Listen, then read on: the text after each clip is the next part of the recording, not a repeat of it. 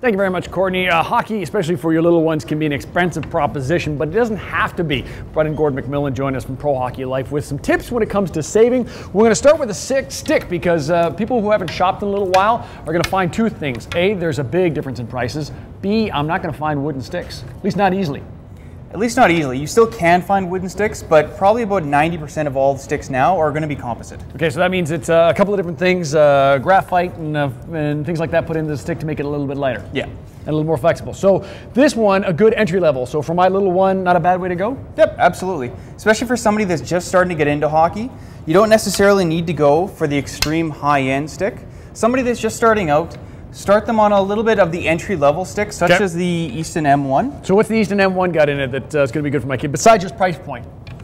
Well, besides price point, all the Mako line for this year, what they've actually done, instead of having the carbon fiber instead of having it a crosshatch pattern, it's all going in the same way. So it's trying to add extra strength to the stick so that it hopefully won't break. So this guy's not only going to be a little better price point, but it's going to be a little durable for my little one. Because he's going to fall down on it a lot. Absolutely. All right, then what does yours have there that mine doesn't?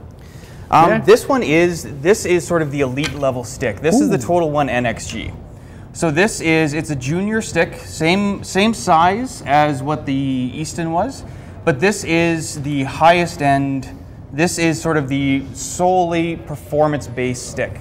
Wow, I know, maybe it's just the price stick you're looking at me, but it feels different. It actually does. And it seems considerably lighter too.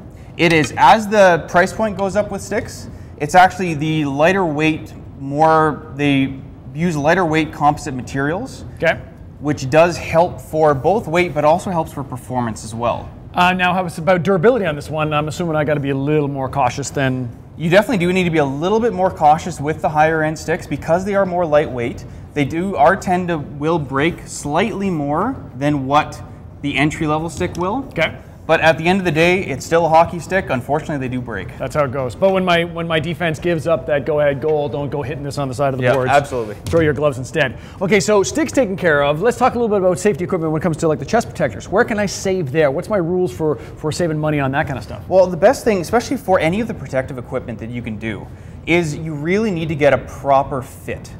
And when I say that, is that if you come down and see us, we can give you a proper fit to make sure that the equipment that you're buying is geared towards the level that you're playing at and how many times you're on the ice. So it's not just fitting me physically as far as where my shoulders go and how it absolutely sits, not. But it's also my game. Exactly. You also have to look at how many times your child or yourself is going to be on the ice.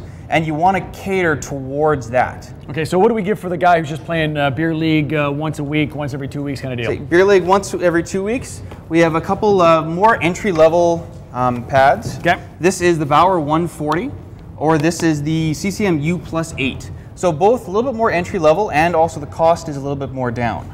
Okay, so then what's the difference between, say, my kid who's playing elite high school hockey, maybe he was moving up, what's the difference between that and one of those pieces of equipment? Basically, when you get into the more elite level equipment, you get greater protection, first and foremost, but it's also typically lighter as well. Because they're going to be on the ice more. They're going to be on the ice more, and especially with this, as you can see, there's holes in this mesh, which allows more air to get in and out, and allows a little bit more cooling when you're on the ice. Okay, so when my guy's playing 6 nights a week versus once every 2 weeks, I can make a big difference when it comes to fitting my game. We'll put all the information for Pro Hockey Life on breakfasttelevision.ca. Good luck with your game. All that info is going to be there. Let's now check on weather conditions. Let's say good morning to Jenna Kahn.